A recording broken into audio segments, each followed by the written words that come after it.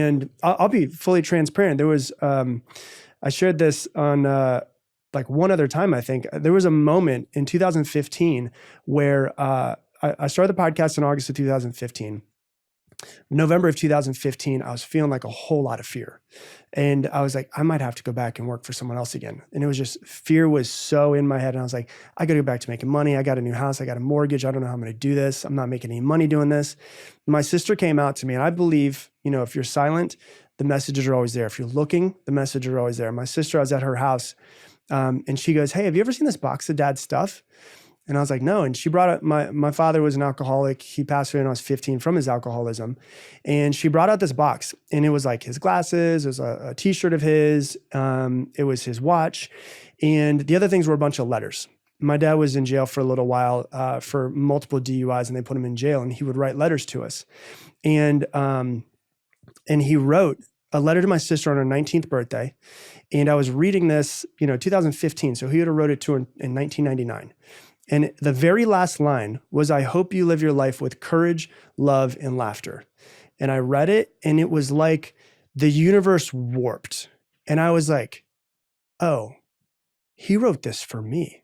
Like, there was a moment where I was like, he wrote this to my sister, but the universe is giving me this message through my dad because I need to hear this right now. Because I'm in so much fear. And the very first line is courage. Live your life with courage, love, and laughter. And I was like, I got to commit. Like this has to be the thing. I've got to make a decision. And when you look at the root word of decision, it's decadaria, which means to cut off. I'm going to cut off all other options. I'd heard like Will Smith say, there's no reason to have plan B because it distracts from plan A. Like, it's got to be the thing. And I was like, oh my God, I got to commit to this thing. I can't have any more feelings of like, I'm going to go back to working for someone else. Like, this is my life path. I'm either going to succeed at it or I'm going to die trying. And I was like, I don't know what to do. I was like, I'm going to get this tattooed on my arm. So I literally have, live your life with courage, love, and laughter tattooed on my arm. My very first tattoo I ever got. But it was like, for me, people always think like, when you make a decision, the fear disappears. Like, I wish that I could do these things, but it's like, it's always there. But you've got to learn that like the fear is always going to be there.